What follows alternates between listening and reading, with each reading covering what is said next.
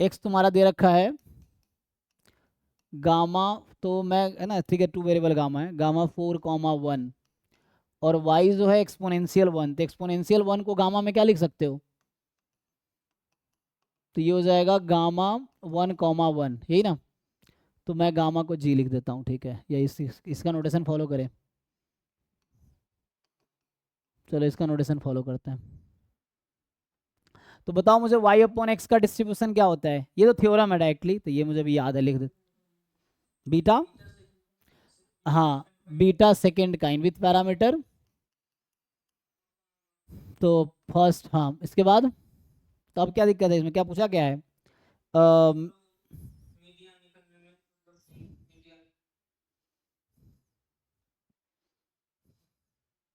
तो इसका पीडीएफ तो लिख ही सकते हैं, मान लो इसका नाम मैं रख दूं अभी के लिए टी,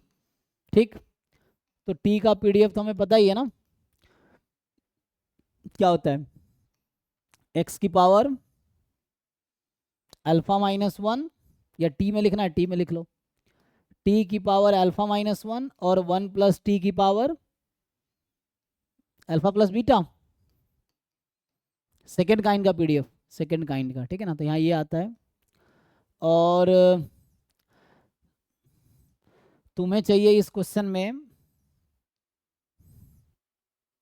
कि जेड है, वो तो हो जाएगा, ट्रांसफॉर्मेशन से नहीं निकल जाएगा पीडीएफ, अगर मुझे टी का पीडीएफ पता है तो जेड जो क्वेश्चन में तुम्हें दे रखा है ये है 1 plus T upon root under two, तो क्या मैं इसका पीडीएफ नहीं निकाल सकता हूँ,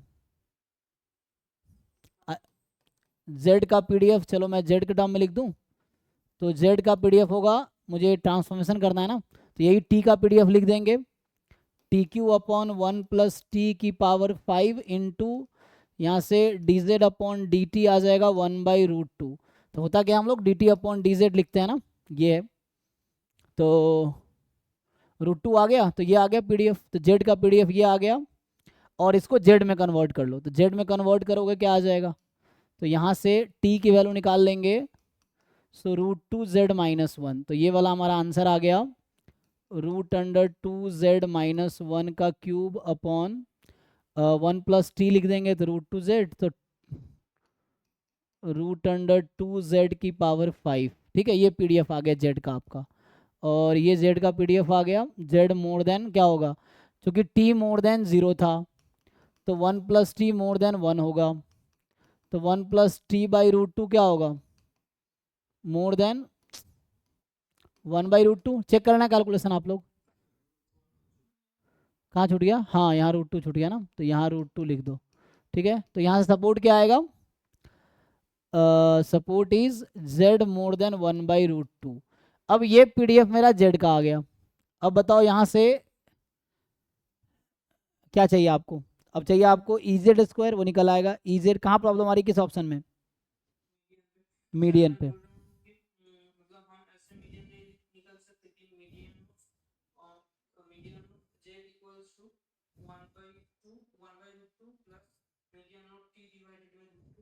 अच्छा, ओके, तो डेटा में 1 ऐड करते हैं तो मीडियन में क्या इफेक्ट पड़ेगा, जैसे मान लो कोई डेटा मेरे पास है और अगर मीडियन उसका एम है, अगर मैं सब में 1 ऐड कर दूं तो क्या होगा, नहीं बेटा, मीडियन सेम रहेगी या मीडियन 1 शिफ्ट होगी, जैसे एग्जांपल के लिए मान लो, चलो अभी के लिए 1 2 3 है, इसका मीडियन 2 है, मैं सब में 1 ऐड कर दूं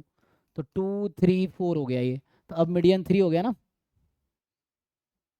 हाँ, तो मतलब मुझे लगता है इसको शिफ्ट करेंगे तो मीडियन भी शिफ्ट हो जाएगा,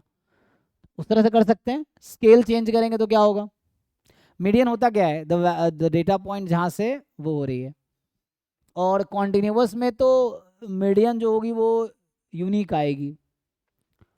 तो ओके, आई थिंक उससे भी हो जाएगा, टी का मीडियन तो निकाल ही सकते हो ना, टी का डायरेक्ट फॉर्मूला आ जाएगा, तुम देखो ऑनलाइन या वैसे बुक में देख लो, ये जो बीटा डिस्ट्रीब्यूशन है इसका मीडियन तो डायरेक्ट पता होगा हमें, क्या होगा, जो मीन होगा वही मीडियन होगा, मीन क्या है इसका, क्योंकि कॉन्टिन्यूस रैंडम वेरिएबल में मीन मीडियन असिमेट्रिक नहीं, उसके लिए सिमेट्रिक होना चाहिए, अभी मैंने गलत बोला, ठीक है ना, मीन मीडियन इक्वल तब होता है जब डिस्ट्रीब्यूशन सिमेट्रिक होगा, तो मीन और मीडियन सेम ही होगा उस डिस्ट्रीब्यूशन का अगर वो डिस्ट्रीब्यूशन सिमेट्रिक है, तो पहले उसके लिए मुझे चेक करना पड़ेगा ये सिमेट्रिक है कि नहीं, है ना, तो सिमेट्रिक होने के लिए होना चाहिए क्या, F of mu minus x और एक्स माइनस म्यू सेम आना चाहिए। इसका मीन कितना आता है?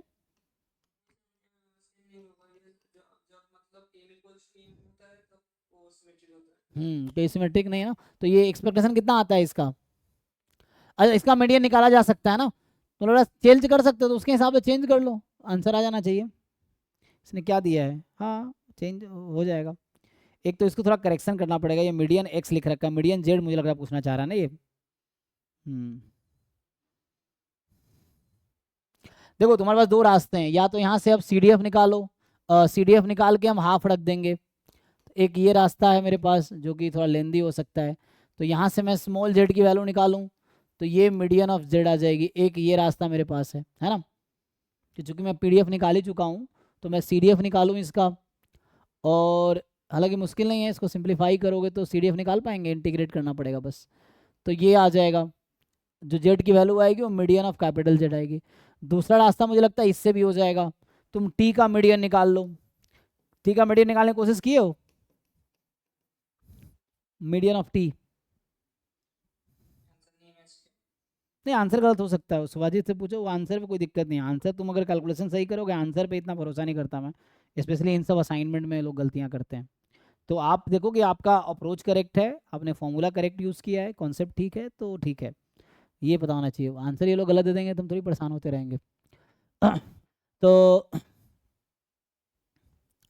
टी का मीडियन कितना आता है, बीटा का देख लो डायरेक्टली।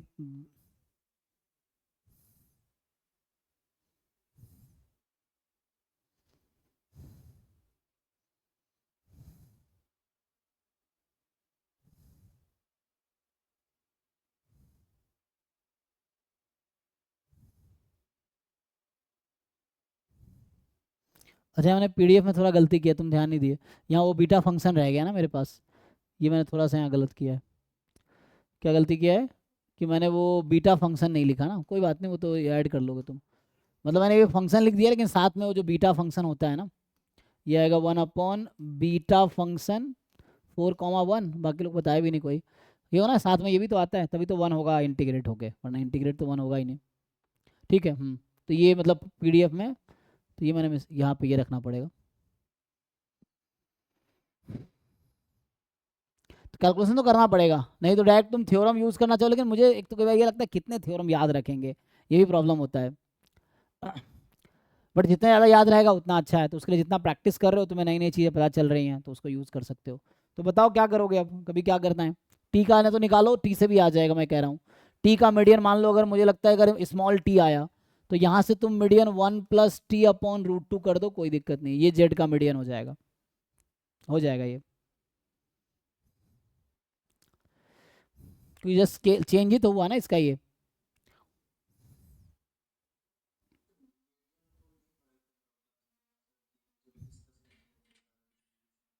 नहीं पढ़े थे, एक तो मुझे ना आप समझ नहीं आता। अब